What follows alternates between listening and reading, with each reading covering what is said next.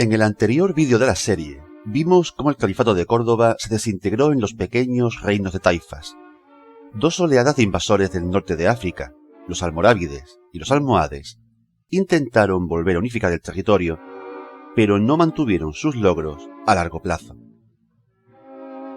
La victoria de una alianza de reinos cristianos en la batalla de las Navas de Tolosa en 1212 cortó toda posibilidad de un poder unificado musulmán. El territorio volvió a fragmentarse en nuevas taifas, que fueron cayendo una a una en manos cristianas.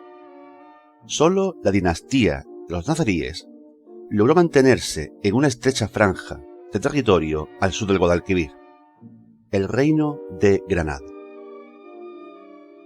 La dinastía nazarí entonó el canto del cisne de Al-Ándalus. Fueron 250 años de existencia a la sombra de Castilla, que no estuvieron exentos de cierto esplendor.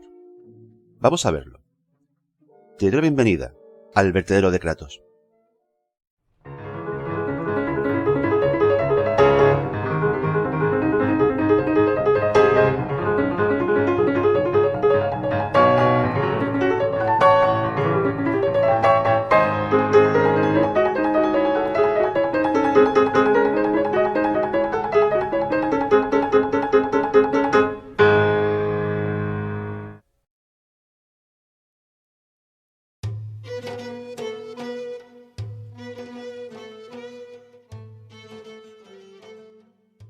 La familia de los Banu Nasser eran de un antiguo linaje de origen árabe, afincado en tierras de Jaén tras verse obligados a huir de Zaragoza a causa de la conquista de esta por Alfonso I de Aragón en 1118.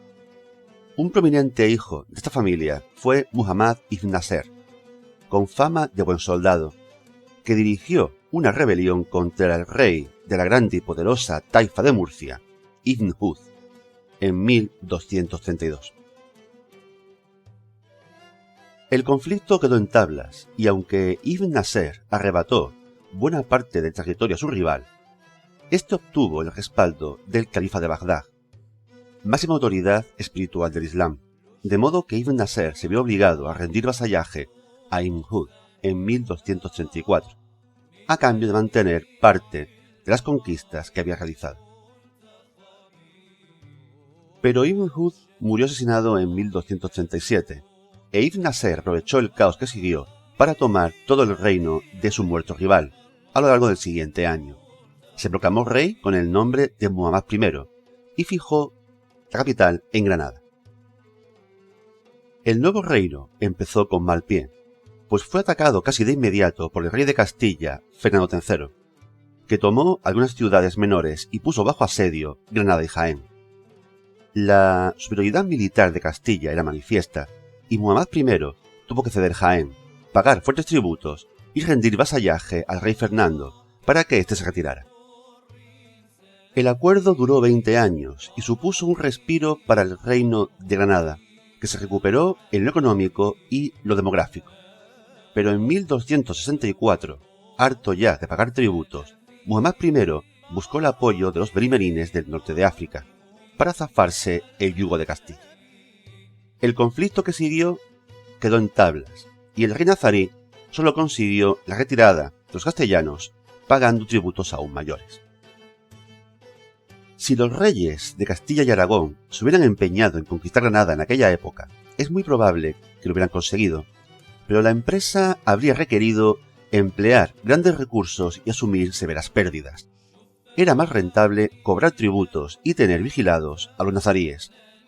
La frontera entre ambos reinos alternaba periodos de paz con otros en los que los nazaríes se hartaban de pagar tributos y hacían alguna incursión en tierra cristiana, que era respondida con la correspondiente represalia, acabando el asunto por un nuevo acuerdo y nuevo pago de tributos.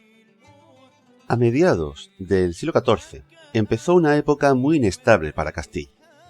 La guerra civil entre Pedro I y su hermano Enrique de Trastámara y los conflictos con Portugal e Inglaterra debilitaron la presión sobre Granada, y los nazaríes pudieron zafarse por un tiempo de pagar tributos y hacer algunas incursiones casi con impunidad. El rey Enrique III trató de remediar esto en 1406, pero su muerte prematura frustró la proyectada campaña contra Granada. Los años siguientes vieron nuevas luchas intestinas en Castilla y conflictos con Aragón, con lo cual los musulmanes de Granada pasaron a un segundo plano, y así siguió durante la Guerra de Sucesión, habida entre 1474 y 1479, de la cual emergió Isabel I como reina de Castilla, ya casada con Fernando de Aragón. El reino de Granada vivió una época de prosperidad. Los puertos de Málaga y Almería estaban conectados con los principales centros comerciales del Mediterráneo y albergaban colonias de mercaderes genoveses y venecianos. La agricultura de regadío estaba muy desarrollada y el reino contaba con una floreciente industria de producción y manufactura de seda. En una época en que Europa pasaba por una terrible crisis, producida por una serie de malas cosechas, conflictos bélicos como la Guerra de los 100 Años y, por supuesto, la espantosa peste negra, Granada vivía un periodo de bonanza. La peste golpeó también el reino nazarí, por supuesto, pero fue combatida con medidas que hoy, en plena pandemia mundial, nos resultan muy familiares: el aislamiento social. El gran médico y filósofo Ibn al-Hatib fue pionero en las teorías sobre la transmisión de enfermedades, y desde su posición como gran visir del reino, pudo imponer medidas de confinamiento en las casas. Gracias a estas medidas, la mortalidad por la peste en Granada, aunque terrible, fue menor que en el resto de Europa. Granada prosperó bajo los nazaríes.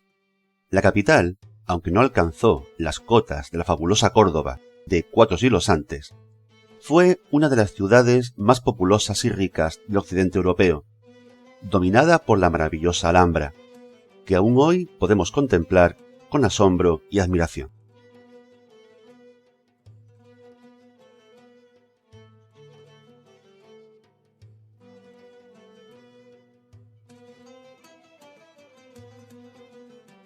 Sin embargo, el final estaba cerca. El reino de Granada no fue una excepción en algo que había sido constante en Al-Ándalus desde los primeros tiempos: las luchas entre facciones. En este caso serían familias como los Zegríes o los Abencerrajes los que llevarían la vida política del reino nazarí a la crispación. Estas luchas serían tan enconadas que generarían mitos como el de la matanza de los Abencerrajes, que según la leyenda fueron masacrados en un salón de la Alhambra. Las crisis políticas se hicieron crónicas en Granada durante el siglo XV, y hacia el final del mismo se agudizó en una auténtica guerra civil entre Muhammad XII al-Zugabi, llamado Boabdil por los cristianos, y su padre Abdul Hassan, más conocido como Muley Hacén, y a la muerte de este contra su tío, Muhammad az-Zagal, más conocido como el Zagal. Estas luchas fueron alentadas por Isabel de Castilla y Fernando de Aragón, casados ya y resueltos a acabar con el último reducto del Islam en la península.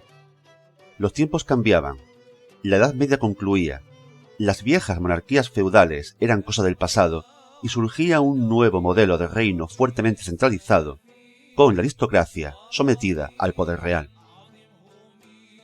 Castilla y Aragón, unidos, podían competir en ese nuevo escenario, pero era preciso erradicar el reino musulmán, potencialmente peligroso en una época en que los turcos, recientes conquistadores de Constantinopla, empezaban a perfilarse como una amenaza para los estados cristianos de Occidente.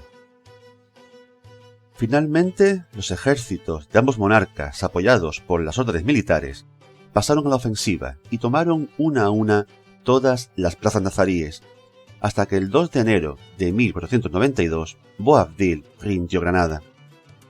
Estamos ante el comienzo de una nueva era.